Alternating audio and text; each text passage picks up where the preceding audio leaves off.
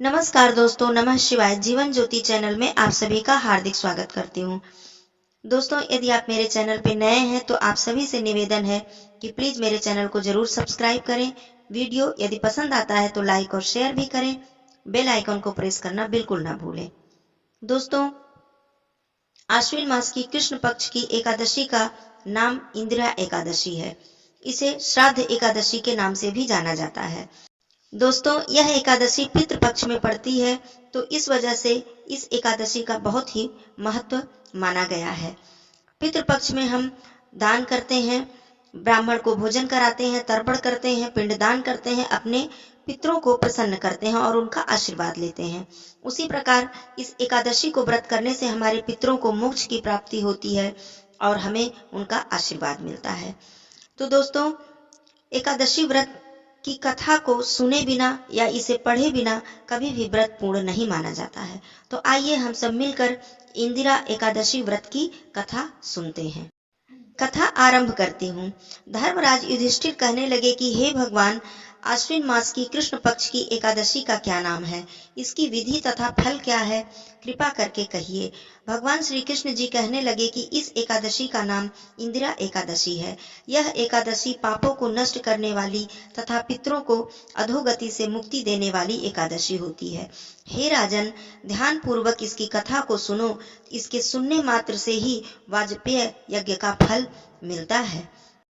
प्राचीन काल में सतयुग के समय महिष्मति नाम की एक नगरी थी, जिसमें इंद्रसेन नाम के एक प्रतापी राजा धर्म पूर्वक अपनी प्रजा का पालन करते हुए शासन करते थे। वह राजा पुत्र पौत्र धन आदि से संपन्न थे और विष्णु भगवान के परम भक्त थे। एक दिन जब राजा सुख पूर्वक अपनी सभा में बैठे थे तो आकाश मार्ग से महर्षि नारद जी उतरकर उस सभा में आए। राजा उन्हें देखते ही हाथ जोड़कर खड़े हो गए और विधि पूर्वक आसन व अर्घ्य दिया। सुख से बैठकर मुनि ने राजा से पूछा कि हे राजन, आपके सातों अंग कुशल पूर्वक तो हैं? देवर्षि नारद की ऐसी बातें सुनकर राजा ने कहा, हे महर्षि, आपकी कृपा से मेरे राज्य में सब कुछ कुशल है तथा मेरे यहाँ यज्ञ कर्मादि सुकृत हो रहे हैं। आप कृपा करके अपने आगमन का कारण कहिए। तब ऋषि कहने लगे, हे राजन, आप आश्चर्य देने वाले मेरे वचनों को सुनिए। मैं एक समय में ब्रह्मलोक से यमलोक को गया। वहां श्रद्धा पूर्वक यमराज से पूजित होकर मैंने धर्मशील और सत्यवान धर्मराज की प्रशंसा की। उसी यमराज की सभा में महान ज्ञानी और धर्मात्मा तुम्हारे पिता को एकादशी का व्रत भंग होने के कारण देखा। उन्होंने संदेशा दिया, सो मैं तुम्हें कहता हूँ। उन्होंने कहा कि मैं पूर्व जन्म में कोई विघ्न हो जाने के कारण यमराज के निकट रह रहा हूँ। सो हे पुत्र, तुम यदि अश्विन कृष्ण इंदिरा एकादशी का व्रत मेरे निमित्त करो तो मुझे स्वर्ग की प्राप्ति हो सकती है। इतना सुनकर राजा कहने लगे कि हे महर्षि, आप इस व्रत की विधि मुझसे कहिए। नारद जी कहने लगे, आश्विन मास की कृष्ण पक्ष की दशमी के दिन प्रातः काल श्रद्धा पूर्वक स्नानादि से निवृत्त होकर पुनः दोपहर को नदी आदि में जाकर स्नान करें। फिर श्रद्धा पूर्वक पितरों का श्राद्ध करें और एक बार भोजन करें। प्रातः काल होने पर एकादशी के दिन दातून आदि करके स्नान करें। फिर व्रत के नियमों का भक्ति पूर्वक ग्रहण करते हुए प्रतिज्ञा करें कि आज मैं संपूर्ण भोगों का त्याग करके निराहार एकादशी का व्रत करूंगा। हे अच्युत, हे पुंडरीकाक्ष, मैं आपकी शरण में हूँ, आप मेरी रक्षा कीजिए। इस प्रकार नियम पूर्वक शालिग्राम की मूर्ति के आगे विधि पूर्वक श्राद्ध करके योग्य ब्राह्मणों को फलाहार का भोजन कराएं और दक्षिणा दें।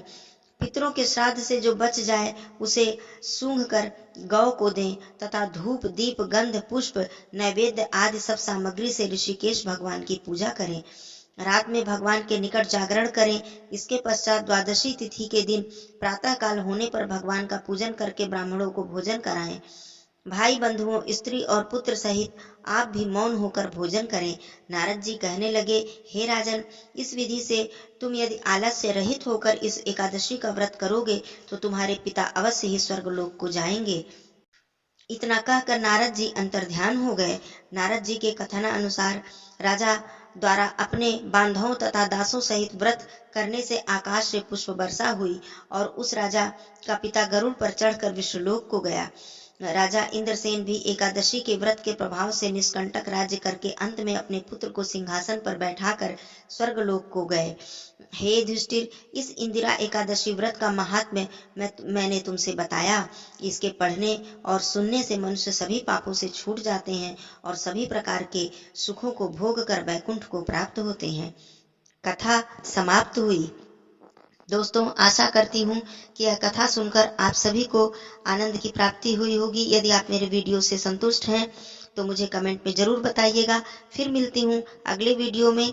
तब तक के लिए धन्यवाद। नमः शिवाय।